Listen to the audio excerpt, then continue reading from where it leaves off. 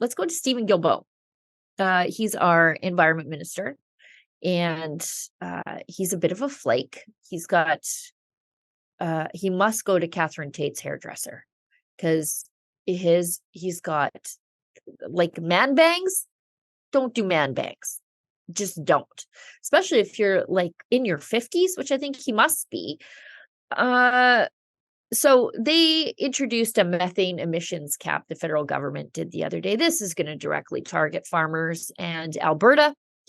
And so the Liberals tried to silence skeptical conservative politicians on this issue.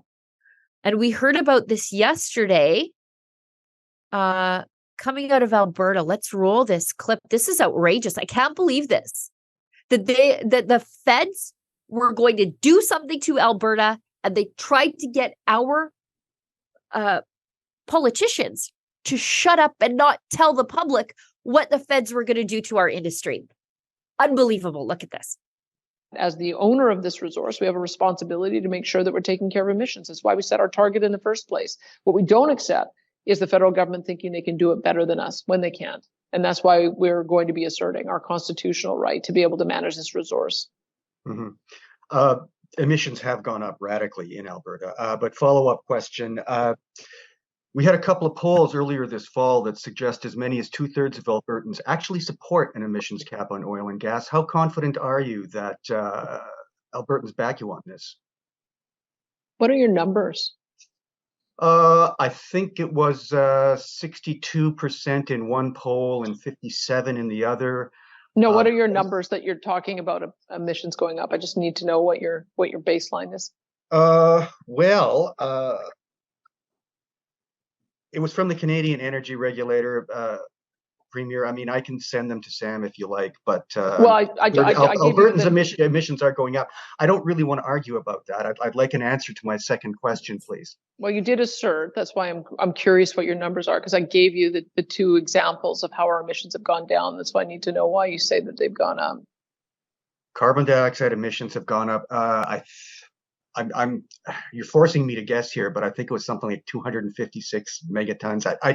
I don't have the number offhand. I can find it from the Canadian Energy Regulator and send it along to Sam. Too sweet. But I would like an answer to my second question, please. Okay, well, I think emissions are going down. This is why we're probably not going to get an answer to this, because yes, emissions have gone down 53% in electricity. They've also gone down 45% on methane.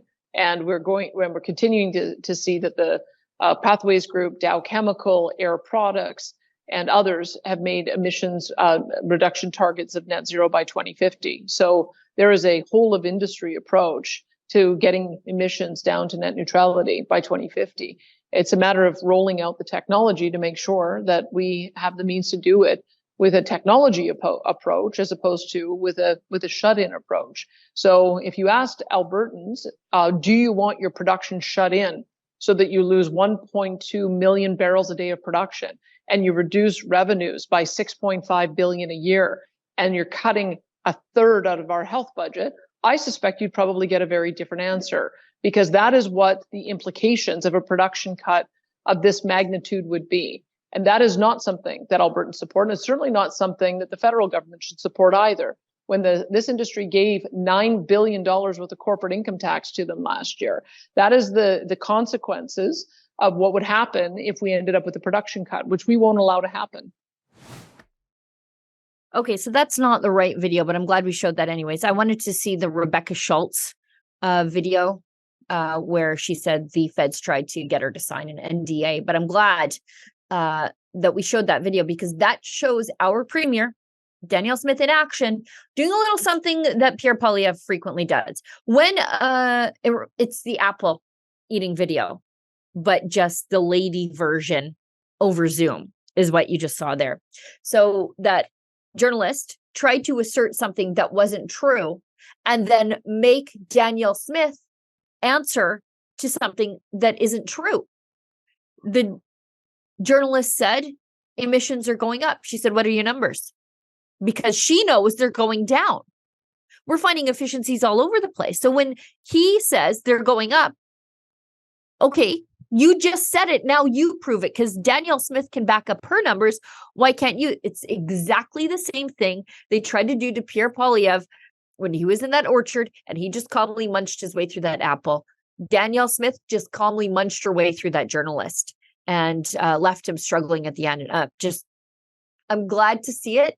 Conservative politicians are putting on a master class these days in how to deal with the Trudeau colonized mainstream media, and I hope it doesn't stop. I hope that layoffs are unnecessary, because these bad journalists just get tired of being battered around by smarter than them conservative politicians, and then just leave the biz altogether and go back to serving coffee or working in a pet store or whatever they used to do.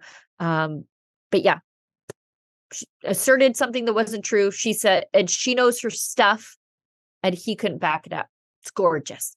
Were we able to find that clip of Rebecca Schultz saying that the Trudeau Liberals tried to get her to sign an NDA?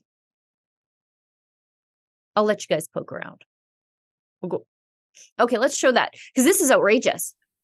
They tried to legally shut up an Alberta minister from talking about the things that would affect Alberta. Let's roll this. We met here in Dubai, and at that meeting, he refused to tell me when they would be announcing this emissions cap, what would be included. His words were that we needed to sign an NDA. Other provinces from across the country were remarking how odd that was, how unprecedented that was. And as Premier has said, if this was a constructive federalism, we wouldn't have to sign an NDA to have a conversation with the federal government about policies that impact areas of provincial jurisdiction. That is wildly disrespectful, given that my meeting with him was only 2 days ago. So they knew exactly what they were up to. They just didn't want to have the conversation. I think that is, I quite frankly think that that is unbecoming of a minister, and I think it's absolutely disrespectful. You know, they again fail to admit that this is going to cap our production when we know, in fact, that it will. Again, they refuse to provide any socioeconomic impact analysis, any costing, any impact analysis that they've done when it comes to jobs, and then have the audacity to say that the tables that the Premier has set up are just for information sharing only. It's completely disrespectful, not for lack of trying. Of course, we're going to defend areas of provincial jurisdiction, but what we've seen from him again, it's what we've seen time and time again. We see Minister Guilbeault fly halfway around the world and make announcements to appease his climate activist supporters, and then leave the provinces trying to figure it out. That's good. Isn't that crazy? Makes you wonder how many other NDAs have been slapped on provinces who agreed to sign those NDAs. So in Alberta, that's our environment minister, Rebecca Schultz, by the way. They tried to slap that NDA on her, and instead she turned around and talked about them trying to give her the NDA. How many times have they done this and gotten away with it on contentious issues? Makes you wonder, because if there are NDAs in place, we'll never know, will we? We'll never know. I had no idea that stuff went on. I'm shocked. And I wonder how many other times it has happened. How many other times? And with how many other governments? It's shocking. Let's go to Scott Moe, the pragmatists on the prairies. Scott Moe, Premier of Saskatchewan. He is also responding to the federal government, who went all the way to the United Arab Emirates to announce that they plan to basically phase out Canadian oil and gas. And this is Scott Moe's response. He's going to invoke the Saskatchewan Act also. So the Saskatchewan Act, the Saskatchewan First Act, is their version of the Sovereignty Act that we have here in Alberta, and they passed theirs first. I should always acknowledge Saskatchewan for being a leader on this issue. He says, instead of taking the opportunity to promote Canada's sustainable oil and gas industry on the world stage, as Saskatchewan is doing now, Alberta is doing the same thing. They went there to go to the UAE to talk about how great our oil and gas industry is. It was just perfect. Trump did it in Bonn, Germany in 2018. Anyways, the federal government's response has been to impose 2 new policies just this week on methane and an oil and gas cap, and target the sector and burden it with more tape and regulations. Here's the rub. No strongly worded letters. Saskatchewan's ready to rumble. As confirmed in the Saskatchewan First Act, which first came into force on September 15th, 2023, Saskatchewan has exclusive legislative jurisdiction under Section 92A of the Constitution Act, 1867, over exploration of non-renewable natural resources and exclusive authority to regulate the greenhouse gas emissions. Saskatchewan remains imposed, and that's a direct threat to the feds that if you do this, let's rumble. We'll see in court. And, the Prairies are not yet tired of winning against Stephen Guilbeault. In court, they struck down the No More Pipelines Act and then the single-use plastics ban, and I guess we'll see in court again. I can't wait. Hey, I got to tell you, I'm going on a cruise with a whole bunch of rebels. We're sailing out of Fort Lauderdale on March 23rd, 2024. That's not so far away, less than 6 months away. A gorgeous trip around the Caribbean. Holland America Line, boy, is that luxurious. And we're going to bring some of our favorite rebel talent. Sheila Gunn Reid, David Menzies, and can you believe it? We're actually bringing Tamara Leach with us, and you are invited. That's rebelnewscruise.com.